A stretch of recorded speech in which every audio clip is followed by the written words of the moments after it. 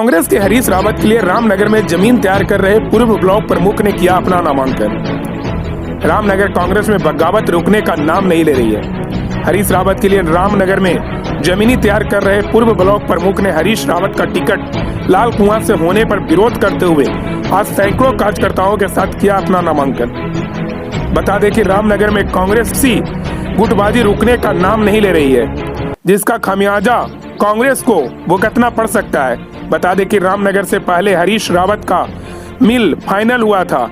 इस पर रामनगर से टिकट की मांग कर रहे, रामनगर से ही तैयारी कर रहे कांग्रेस के प्रदेश कार्यकारी अध्यक्ष रंजीत सिंह रावत के समर्थकों ने रावत से निर्दलीय चुनाव लड़ने के लिए कहा, जिस पर कांग्रेस से हाई कमान ने पूर्व विचार करते हुए रामनगर से हरीश रावत को लाल कुआं से शिफ्ट किया था, जबकि रंजीत सिंह रावत को सल्ट से टिकट दिया गया था और रामनगर में बाहर से महेंद्र पाल सिंह को टिकट दिया गया था।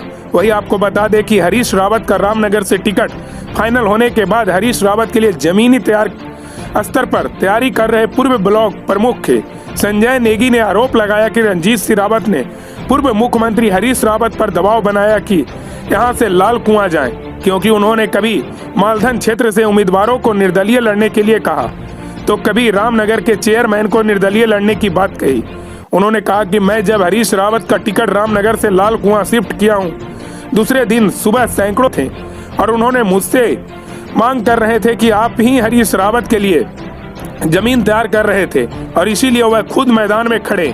इसलिए सैकड़ों लोगों के समर्थन मिलने के बाद मैं आज अपना नामांकन भरने जा रहा हूं। साथ ही उन्होंने यह भी कहा कि रामनगर से कांग्रेस के उम्मीदवार महेंद्र पाल सिंह ने एक बार फिर मेरे से आकर मुलाकात नहीं की कि आप क्यों कांग्रेस के ही होकर विरोध कर रहे हैं। अगर आप भी आते हैं तो मैं एक बार के लिए सोचता और अपने समर्थकों को मान लेता, लेकिन किसी ने भी न हरीश रावत का हाई कमान ने मेरे से बात की, इसलिए मैं चुनाव लड़ रहा हूं और जीतूंगा भी।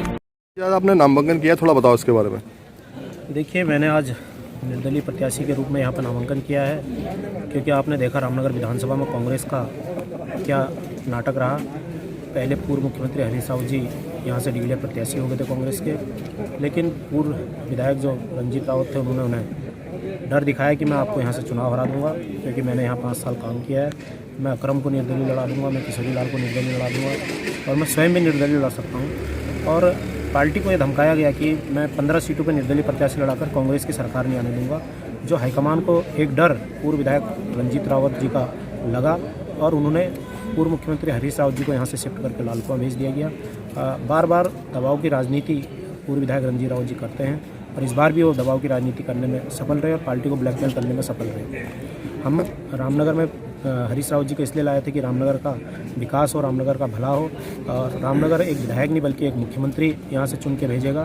तो अब जनता मुझसे बार बार पूछ रही थी कि आप हरीश रावत जी के लिए यहाँ पर आपने इतने काम किए, बार बार उनको लेके आए और आपने ये कहा कि आप हरीश रावत जी को चुनाव लड़ा रहे हैं और हम आपके साथ थे, लेकिन अब हरीश रावत जी चले गए तो अब क्या स्थिति रहेगी।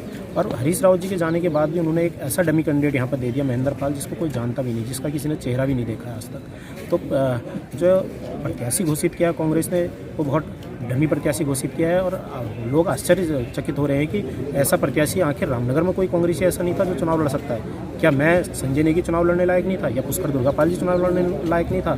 ये जनता के जेहन में सवाल आज मुझसे भी पूछे जा रहे हैं कि आखिर 20 सालों की सेवा का आपको क्या इनाम जो है कांग्रेस पार्टी ने दिया। तो जनता ने मुझसे कहा कि आप चुनाव लड़िए, ये आपका चुनाव नहीं होगा, ये जनता का चुनाव होगा, इसमें हम तन मन धन से आपको जो है चुनाव लड़ाएंगे और चुनाव जिताएंगे। ब्लॉक प्रमुख रहकर आपने शहर का बहुत विकास किया, अगर आप विधायक बन जाते हैं तो किन किन चीज़ों को प्राथमिकता देंगे? देखिए, निश्चित रूप से यदि मैं विधायक बनता हूँ तो रामनगर में जो समस्याएं उस समस्याओं का अंबार है। बुनियादी सुविधाएं आज गायब हैं। जो सत्ता पक्ष के विधायक हैं 5 साल से वो सोए हुए थे, उन्हें पता ही नहीं वो सत्ता पक्ष के विधायक हैं। जैसा आप रामनगर का सरकारी अस्पताल ले लीजिए, रोडवेज बस अड्डा लीजिए, आपदा के समय आपने देखा लोग किस तरीके से स्कूल में शरण लिए हुए थे, टेंटों की व्यवस्था नहीं हो पाई।